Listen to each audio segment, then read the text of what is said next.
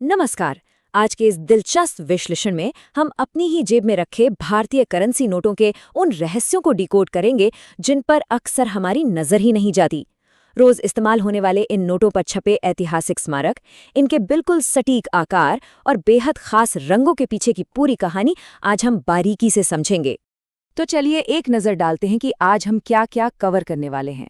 सबसे पहले बात होगी गांधी जी की तस्वीर के रहस्य की, फिर अंतरिक्ष से लेकर लाल किले तक का सफर, जेब में समा जाने वाले स्मारकों की जानकारी, प्राचीन गुफाओं से लेकर खेती किसानी तक की झलक और आखिर में भाषाओं की वो दिलचस्प पहेली जिसे अक्सर अनदेखा कर दिया जाता है। भाग 1, गांधी जी की तस्वीर का रहस्य। जरा सोचिए, हर नोट पर दिखने वाली महात्मा गांधी जी की वो जानी मानी मुस्कुराती हुई तस्वीर, क्या वो किसी बहुत ही होनहार कलाकार की बनाई गई बेहतरीन पेंटिंग है या फिर कैमरे से खींची गई कोई असली तस्वीर? ये सवाल अक्सर कई लोगों के मन में एक बड़ी जिज्ञासा पैदा कर देता है।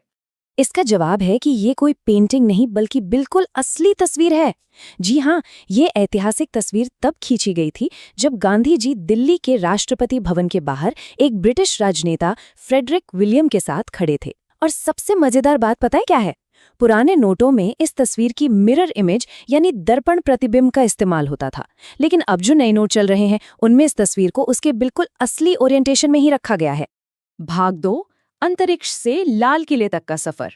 शुरुआत करते हैं सबसे बड़े मूल्य वर्ग यानी 2000 रुपए के नोट से। 66 बाय 166 मिलीमीटर का ये नोट मजेंटा यानी गहरे गुलाबी रंग का है। ये भारत की एक बहुत बड़ी खगोलीय उपलब्धि, इसरो के मंगलयान मिशन को बड़े ही गर्व के साथ दर्शाता है। वैसे ये याद रखना भी जरूरी है कि इस नोट को अब रिजर्व बैंक द्वारा चलन से वापस ले लिया गया है। अब इससे ठीक एक कदम नीचे आते हैं 500 रुपए के नोट पर, जिसका आकार 66 बाय 150 मिलीमीटर है। स्टोन ग्रे रंग के इस नोट पर देश की शान दिल्ली का लाल किला छपा है। और लाल किला कोई आम इमारत नहीं है, ये यूनेस्को की विश्व धरोहर स्थल की सूची में भी शामिल है, जो हमारी समृद्ध ऐतिहासिक विरासत का एक बहुत ही शानदार प्रतीक है। भाग 3, जेब के आकार के स्मारक। इन मध्यम मूल्य वर्ग के नोटों में एक बड़ा ही दिलचस्प और सुव्यवस्थित पैटर्न देखने को मिलता है।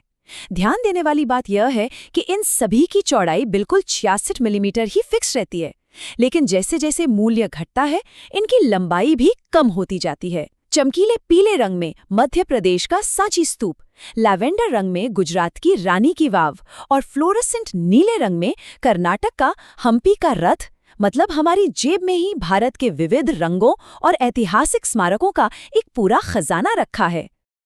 अगर हम 100 रुपए के नोट की बात करें तो इसके सटीक रंग को तकनीकी भाषा में लैवेंडर कहा जाता है। 66 बाय 142 मिलीमीटर्स के इस खूबसूरत नोट पर गुजरात की मशहूर रानी की वाव छपी है।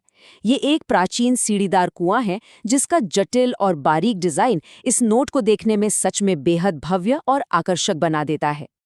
वहीं 50 रुपए के नोट पर नजर डाले तो इसका फ्लोरेसेंट ब्लू यानी एकदम चमकीला नीला रंग 86 बाय 135 मिलीमीटर के कैनवस पर बहुत ही शानदार तरीके से उभर कर आता है।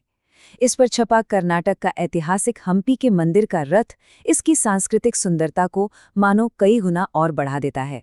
भाग 4, प्राचीन गुफाओं से कृषि तक।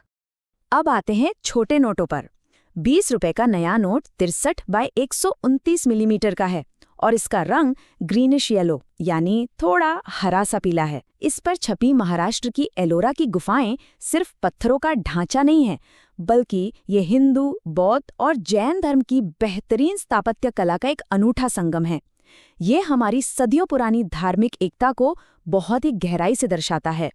इसके बाद आता है 10 रुपए का नोट, जिसका रंग चॉकलेट ब्राउन यानी चॉकलेटी भूरा है।